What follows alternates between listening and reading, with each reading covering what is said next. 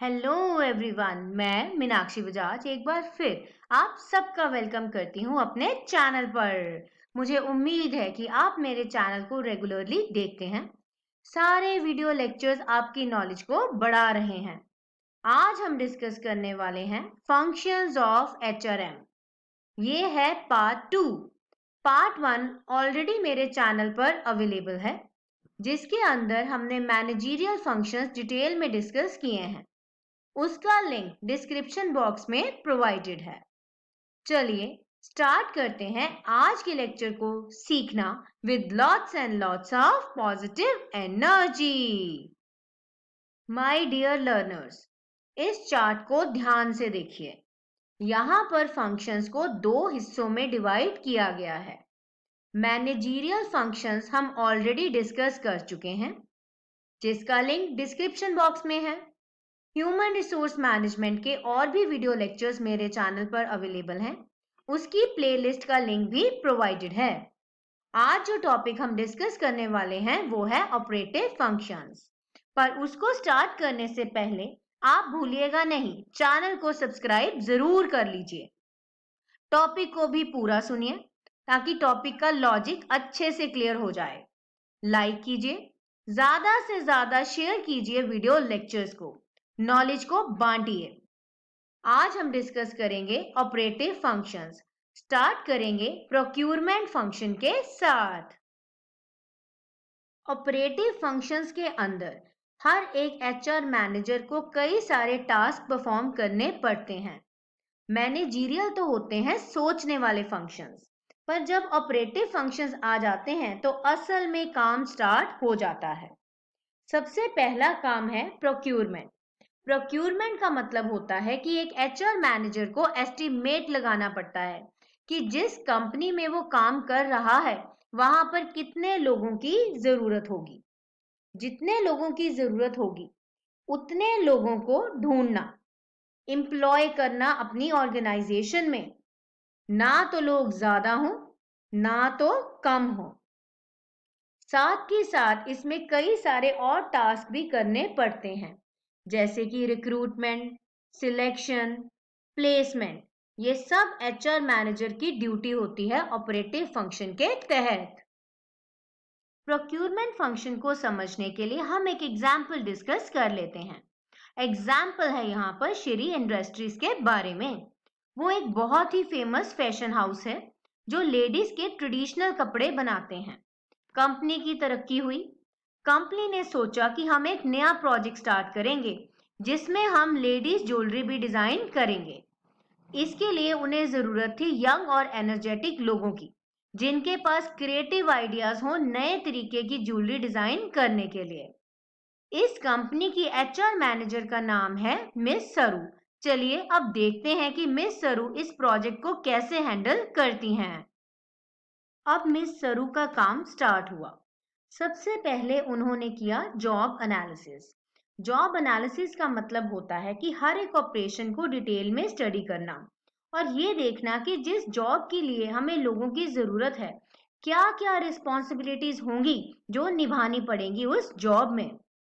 उसके बाद उन्होंने काम किया एचआर प्लानिंग का। एक बार जॉब्स क्लियर हो गई तो रिक्वायरमेंट्स देखी कि कितने नंबर ऑफ जॉब्स के लिए कितने लोगों की जरूरत पड़ेगी।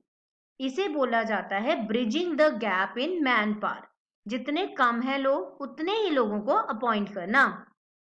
जब प्लानिंग भी कर ली गई, फिर मिस सरू ने रिक्रूटमेंट का काम स्टार्ट किया। उन्होंने कंपनी के लिए एड्स दी ताकि लोगों को पता लगे कि नई नौकरी आ गई है। उसके लिए लोग अप्लाई करें, ज्यादा से ज्यादा लोग अप्लाई करें ताकि सिलेक्शन अच्छे से और काबिल लोगों की हो पाए। सिलेक्ट किया लोगों को, जिसको जो काम आता था उसे उसी जॉब को असाइन करवाया ताकि काम अच्छे से हो। यहां से हमें ये समझ आता है कि जब एचआर की बात होती है तो वहां पर ओरिएंटेशन भी करनी पड़ती है। एचआर मैनेजर को हर एक एस्पेक्ट के ऊपर काम करना पड़ता है। जिन लोगों को काम पे रखा है उनकी डेवलपमेंट के लिए भी काम करना पड़ता है एक एचआर मैनेजर को। तो ये था सबसे पहला ऑपरेटिव फंक्शन। इसके साथ ही हमारा प्रोक्यूरमेंट फंक्शन डिस्कस हुआ। अब हम डिस्कस करेंगे सेकेंड ऑपरेटिव फंक्शन जो कि है डेवलपमेंट। बिजनेस तेजी से बदल रहा है, इसी का नतीजा है कि कंपनीज को अपग्रेड करना पड़ता है। तो जब भी कोई कंपनी डिसाइड करती है अपने आप को अपग्रेड करने का, तो उसे अपने एम्प्लॉइज को नए नए तरीके भी सिखाने पड़ते हैं। डेवलपमेंट के अंदर आता है एम्प्लॉइज को ट्रेनिंग देते रहना, उन्हें नई अपॉर्चुनिटीज देना कि वो अपनी डेवलपमेंट करें। देखिए, जो पुराना एम्प्लॉई है, अगर वो अपने आप को नहीं बदलेगा तो वो बदलते समय के साथ कोप अप नहीं कर पाएगा। तो डेवलपमेंट में इसी चीज को इम्पोर्टेंस दी जाती है। चलिए, अब इसको समझने के लिए भी हम एक एग्जाम्पल डिस्कस कर लेते हैं। एग्जाम्पल को ध्यान से देखिए। यहाँ पर जो बॉस है वो अपनी सबॉर्डिनेट को कह रहा है कि तुम एक ब्राइट सॉफ्टवेयर इंजीनियर हो। अब इसका मतलब ये है कि सबसे पहले बॉस ने परफॉर्मेंस अप्रेजल किया होगा, जिससे उन्हें ये पता लगा कि ये लेडी में पोटेंशियल है डेवलपमेंट का। फिर वो उन्हें कहते हैं कि आपने अपना काम बहुत ही एक्सीलेंट वे से किया है, हम चाहते हैं कि आप अपने स्किल्स को और निखारें। अब यहाँ पर बात आ रही है ट्रेनिंग लेने की। इसके लिए वो कहते हैं कि हम आपको एक फॉरेन की रेप्यूटेड यूनिवर्सिटी में भेज रहे हैं, इसका पूरा खर्चा कंपनी उठाएगी। यहाँ पर कंपनी कर रही है एग्जेक्टिव डेवलपमेंट। आगे से एम्प्लॉय कहती हैं कि थैंक यू, ये तो एक बहुत ही बढ़िया अपॉर्चुनिटी है, मेरी नॉलेज भी बढ़ेगी, जिससे मैं अपने करियर को और तरक्की की तरफ लेके जाऊंगी, मुझे प्रमोशंस मिलेंगे और अच्छी जगह पर मेरा ट्रांसफर भी हो पाएगा। यहाँ से हमें ये पता लगता है कि डेवलपमेंट फंक्शन के अंदर कंपनी कोशिश करती है अपने एम्प्लॉयज को नए स्किल्स सिखाने की, जिससे वो और एफिशिएंट और इफेक्टिव वे के साथ अपनी जॉब को परफॉर्म कर सकें। तो माय डियर लर्नर्स, अगर एग्जाम्पल्स की मदद से आपको टॉपिक अच्छे से समझ आ रहा है तो भूलिएगा नहीं चैनल को सब्सक्राइब करना, क्योंकि मेरे चैनल पर कई सारे सब्जेक्ट्स के वीडियो लेक्चर्स अवेलेबल हैं। टॉपिक को सुनिए, लाइक कीजिए और ज्यादा से ज्यादा शेयर भी जरूर कीजिएगा। अब हम डिस्कस करेंगे तीसरा फंक्शन जो कि है कंपनसेशन। कोई भी एम्प्लॉय हो, जब वो एक कंपनी में अपनी सर्विसेज देता है तो उसके मन के अंदर इच्छा होती है कि इन सर्विसेज के बदले उसे तनख्वाह मिले। तनख्वाह जो मिले वो इक्विटेबल हो। इक्विटेबल का मतलब होता है कि बिल्कुल सही हो, जितना काम किया है उसके अकॉर्डिंग हो। क्योंकि जब एडिक्वेट तनख्वाह मिलती है, बिल्कुल सही तनख्वाह मिलती है, उससे एम्प्लॉय का मोटिवेशन लेवल बढ़ता है। यहाँ पर एचआर मैनेजर की ड्यूटी है कि वो इक्विटेबल कंपनसेशन दे सेम लेवल के लोगों को। एक जैसा काम करने वालों को एक जैसी तनख्वाह मिलनी चाहिए, भेदभाव बिल्कुल भी नहीं होना चाहिए। कंपनसेशन फंक्शन में तीन मेन बातों का ध्यान रखा जाता है। सबसे पहला है जॉब इवैल्यूएशन। जब भी किसी नौकरी के लिए तनख्वाह डिसाइड की जाती है तो उस नौकरी की कितनी वर्थ है, कितना इंपॉर्टेंट है वो काम कंपनी के लिए, इस चीज को डिटेल में स्टडी किया जाता है। जितना इंपॉर्टेंट काम उतनी ज्यादा तनख्वाह। दूसरा है वेज एंड सैलरी। इसमें एडमिनिस्टर किया जाता है वेज और सैलरी को। सर्वे कंडक्ट किए जाते हैं। ये स्टडी किया जाता है कि ऑर्गेनाइजेशन का सैलरी स्ट्रक्चर कैसा हो। कंपटीटर्स के सैलरी स्ट्रक्चर को भी स्टडी किया जाता है ताकि अच्छे एम्प्लॉयज हमें छोड़कर ना चले जाएं। तीसरा है बोनस। बोनस देना समय बहुत ही जरूरी है लीगल ऑब्लिगेशंस को स्टडी करने की। यहाँ पर इंपॉर्टेंस आ जाती है बोनस एक्ट 1965 की। तो कंपनी इसके तहत भी बोनस अनाउंस कर सकती है। अब हम डिस्कस करेंगे फोर्थ फंक्शन जो कि है इंटीग्रेशन। इंटीग्रेशन का मतलब होता है सबको एक साथ लेके चलना। जब एक कंपनी अपने गोल्स और एम्प्लॉयज के गोल्स के बीच में तालमेल बिठाने की कोशिश करती है। इसका मेन कारण होता है अच्छे इंडस्ट्रियल रिलेशंस बनाना। अगर एक कंपनी ऐसा करेगी तो लोगों में भावना आएगी बिलोंगिंगनेस की, कि हम कंपनी के साथ जुड़े रहना चाहते हैं, और ये एक पॉजिटिव फीलिंग है जो कि कंपनी के लिए बहुत अच्छी है। हार्मनी डेवलप होगी। हार्मनी का मतलब भी होता है सद्भावना। कम्युनिकेशन बढ़ेगी, लोग अपने मन की बात बताएंगे जिससे प्रॉब्लम्स क्रिएट नहीं होंगी। ग्रेवियंस रिड्रेसल होगा। जब भी किसी एम्प्लॉय को कोई ग्रेवियंस मतलब प्रॉब्लम आ रही है तो उसको सॉल्व करने के लिए कई सारे प्रोसीजर्स पहले से बने हुए ही होंगे। तो कैसे होगा ये काम? इसके लिए कंपनी को कई सारे स्टेप्स लेने पड़ेंगे। सबसे पहले तो कई तरीके के इंसेंटिव्स दिए जाएंगे। कई होंगे फाइनेंशियल यानी पैसे के तौर पे, और कुछ होंगे नॉन फाइनेंशियल जो कि मोटिवेशन लेवल को बढ़ाएंगे।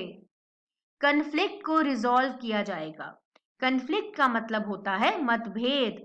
कन्फ्लिक्ट के ऊपर डिटेल में वीडियो लेक्चर मेरे चैनल पर अवेलेबल है, आप वहां से सुन सकते हैं। कंपनी कोशिश करेगी वर्क लाइफ को बढ़िया करने की। मतलब जब लोग काम पर हैं तो वो माहौल बहुत बढ़िया होगा, काम पे आने का मन करेगा रोज रोज। फॉर्मल ग्रेवियंस हैंडलिंग, एक प्रॉपर सिस्टम डेवलप किया जाएगा। जब भी कोई प्रॉब्लम आएगी उसको सॉल्व किया जाएगा एक प्रॉपर सिस्टमैटिक मैनर के साथ। अब हम डिस्कस करेंगे पांचवा और आखिरी ऑपरेटिव फंक्शन जो कि है मेंटेनेंस। मेंटेनेंस फंक्शन के अंदर एचआर मैनेजर की ड्यूटी होगी कि वो प्रोटेक्ट करे और जो हेल्थ है वर्कर्स की उसे प्रमोट करे। हेल्थ का यहाँ पर दो तरीके का मतलब हमें समझना है। फिजिकल हेल्थ भी यानी शारीरिक तौर पे भी वो सही रहे, और मेंटल हेल्थ मानसिक तौर पे भी उसे कोई स्ट्रेस ना हो। हर एक तरीके की कंडीशंस को इम्प्रूव करने की कोशिश, पॉजिटिव फीलिंग जगाना, हेल्थ के ऊपर कई सारे प्रोग्राम्स चलाना जिससे वर्कर की हेल्थ अच्छी रहे, सेफ्टी स्टैंडर्ड्स को प्रॉपरली फॉलो करना, साफ सफाई का कंपनी में ध्यान रखना ताकि किसी भी तरीके की बीमारी ना बढ़े। जब कंपनी मेंटेनेंस फंक्शन को ध्यान में रखती है तो दो काम उसे करने पड़ते हैं। पहला तो है फ्रिंज बेनिफिट्स प्रोवाइड करना। तो क्या होते हैं फ्रिंज बेनिफिट्स? ये होते हैं कि जब कंपनी अपने वर्कर्स और एम्प्लॉयज को हाउसिंग की फैसिलिटी रहने को देती है, मेडिकल एड इलाज में भी मदद करती है, एजुकेशनल फैसिलिटीज देती है बच्चों को, कन्वेंस की फैसिलिटी होती है, काम पे आने के लिए फ्री में कन्वेंस दी जाती है। दूसरे हैं सोशल सिक्योरिटी मेजर्स। इंसान जब रिटायर होता है तो बुढ़ापे के लिए पहले से ही सोचता है, इसलिए कंपनीज प्रोविडेंट फंड की सुविधा देती हैं, पेंशन भी देती हैं। रिटायर होने पर अच्छा खासा अमाउंट मिलता है ग्रेच्युटी का। जो लेडीज हैं उन्हें मैटरनिटी बेनिफिट्स दिए जाते हैं, 6 महीने की छुट्टी दी जाती है विद पे। अगर कोई एम्प्लॉय किसी एक्सीडेंट का शिकार हो जाता है तो उसका इलाज कराना और ग्रुप इंश्योरेंस करवाना सब एम्प्लॉयज की। तो ये सारी ड्यूटीज हैं एक कंपनी की, अगर वो मेंटेनेंस फंक्शन को अच्छे से परफॉर्म करती है तो। इसके साथ ही हमारे सारे ऑपरेटिव फंक्शंस कंप्लीट हुए। मुझे उम्मीद है कि टॉपिक आपको अच्छे से समझ आया होगा। तो भूलिएगा नहीं, लाइक शेयर एंड सब्सक्राइब। हम मिलेंगे बहुत जल्द एक नए वीडियो लेक्चर में और उसमें डिस्कस करेंगे चैलेंजेस इन एचआर। तो मैं मीनाक्षी बजाज आप सबको विश करती हूँ ऑल द बेस्ट। मिलते हैं बहुत जल्द।